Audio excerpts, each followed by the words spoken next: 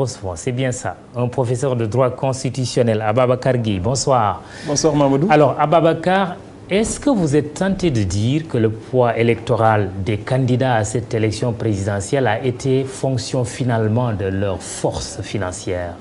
Mamadou, non seulement je serais tenté de l'affirmer, mais je vais aller un peu plus loin en disant que si on regarde un peu, on fait une analyse des différentes élections qui se sont déroulées au Sénégal depuis un certain temps, on se rend compte que le classement des différents candidats est fonction souvent de leur capacité financière ou de leur puissance financière. Souvent, ce n'est qu'une reproduction de la puissance financière des candidats. Et on peut faire ce constat surtout depuis l'élection de 2000.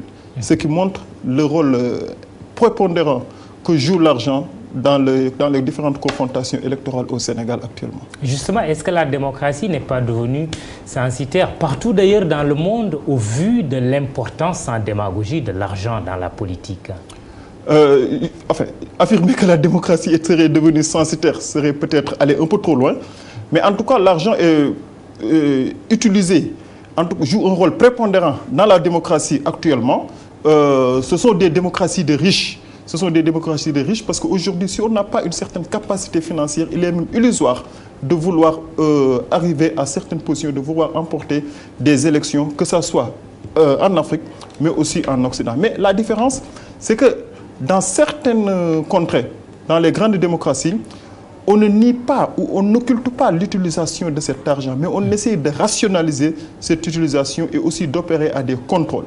C'est toute la différence qui existe entre les grandes démocraties et les démocraties peut-être comme la nôtre, où on utilise l'argent sans vraiment qu'il y ait des mécanismes et des procédures de contrôle. Ça fausse les règles du jeu? Fondamentalement, ça fausse les règles du jeu.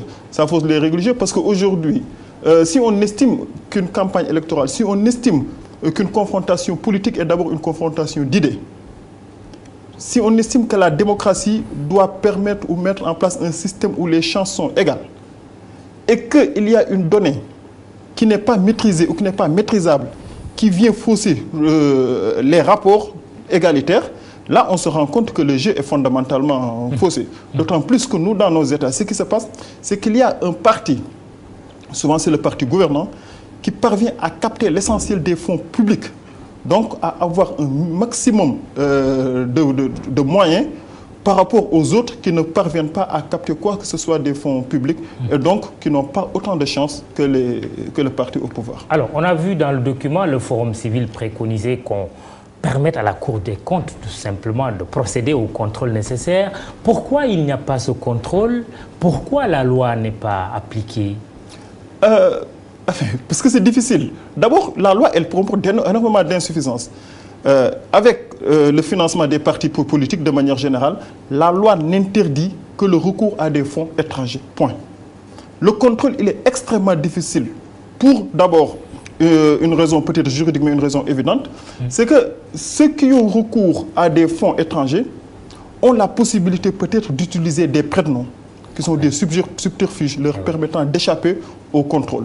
Ensuite, il n'y a pas au Sénégal aujourd'hui une procédure de contrôle prévue, ni un organe compétent pour contrôler, ni une procédure de contrôle. Donc là, mais ce qui est intéressant ici, c'est qu'il y a comme une sorte de présomption, ou en tout cas des soupçons, puisque les acteurs politiques eux-mêmes ont tendance à s'accuser d'être financés de l'étranger. On s'accuse d'être... C'est une bonne matière pour finalement enquêter et peut-être sévir éventuellement. Bien sûr, mais le problème c'est que Mamadou, en 1998, le président Abdou Diouf avait décidé de mettre en place un dispositif permettant de financer les partis politiques et mettant en place aussi un dispositif de contrôle des revenus des partis politiques.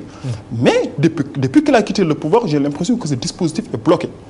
Et puis il y a le travail du professeur El Hadj Mbodj parce que c'est lui qui avait, effectivement, c'est lui qui avait mené les travaux. C'était un travail de qualité. J'ai eu la chance de voir quelques éléments de ça, mais c'était un travail de qualité et qui permettrait peut-être de résoudre une bonne partie de ce problème. Ça doit être peut-être un des dossiers du futur gouvernement. En tout cas, je le souhaite fortement pour un assainissement et une rationalisation du jeu politique au Sénégal. En tout cas, surtout des rapports entre les partis politiques et l'État, les partis politiques et le peuple sénégalais, mais aussi entre les partis politiques eux-mêmes. Merci Ababacar Gueye, vous êtes professeur de droit constitutionnel. C'est la fin de l'incontournable ce soir. Merci de nous avoir suivis. À demain, Inch'Allah.